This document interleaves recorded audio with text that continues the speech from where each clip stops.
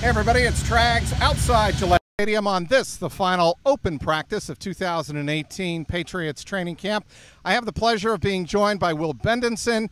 He writes for the Patriots for the Sports Exchange. He also has, I think, one of the best books, football books out there on the 1990 New York Football Giants, When the Cheering Stops. Will, thanks for joining us. First of all, your impressions today. We'll start with Philip Dorsett and a possible injury. It didn't look great toward the end of practice when he had to go off, with some assistance, and he went down with a apparent non-contact leg injury.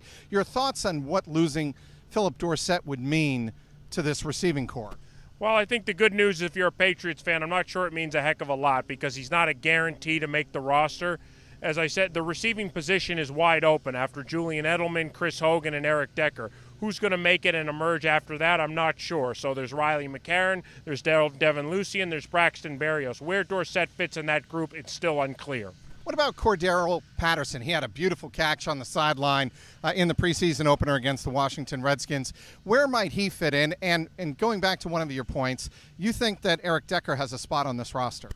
I do. I think with Cordero Patterson, the question is he's a great kick returner. He's had 4 kick returns for touchdowns in his career. But can he make that transition from being a reliable kick returner to being a reliable receiver? And I think there's 2 factors that go involved with that. 1 is learning coverages, and 2 is understanding the playbook. The Patriots' offense can be complicated. So his ability to transition to that, we're only going to see in games. You had the chance to ask Tom Brady, as we all did, after this very hot day here at Gillette Stadium. I know you don't think it was very hot. I have my kids here. I thought it was pretty doggone hot here at Gillette Stadium.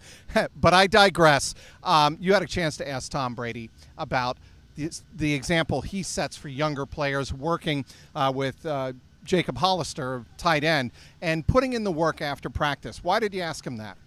Well, I just think it's amazing. I mean, you see a guy like Brady. He's won 5 Super Bowls. He's been to 8 of them. And he's out here doing work with the strength and conditioning coach after practice. I mean, what could set a better example to young players than that? And Belichick has said to me and other members of the media on multiple occasions that verbal leadership is overrated. Action leadership is where it's at.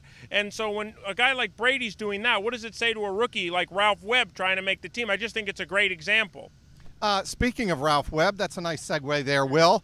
The way he's looked in training camp, and certainly he impressed in the first preseason game against the Redskins with those 2 touchdowns and 2 two-point conversions. Your thoughts on Ralph Webb possibly making stealing a spot on this roster, or perhaps the practice squad? I think it's a possibility. At running back, you look at who has guaranteed spots. Obviously, James White, Rex Burkhead, Sony Michel, assuming he can make it back for the first regular season game. After that, it's wide open. I mean, you can't read too much into great preseason performance, especially when they're second half playing against third string. But he's a really hard worker, and he comes from a program like Adam Butler did, who made the team as an undrafted rookie last year from Vanderbilt, and Webb's from Vanderbilt. One of the things Butler told me is that it's very competitive at Vanderbilt, so guys are used to competing, and I think that's something you can be excited about Webb. He's not afraid of competition. All right, this final home preseason game against the Philadelphia Eagles, Tom Brady wasn't asked this, and I don't think he needed to be. When he looks across the field and sees the Philadelphia Eagles, how much is he going to recall what happened 8 months ago?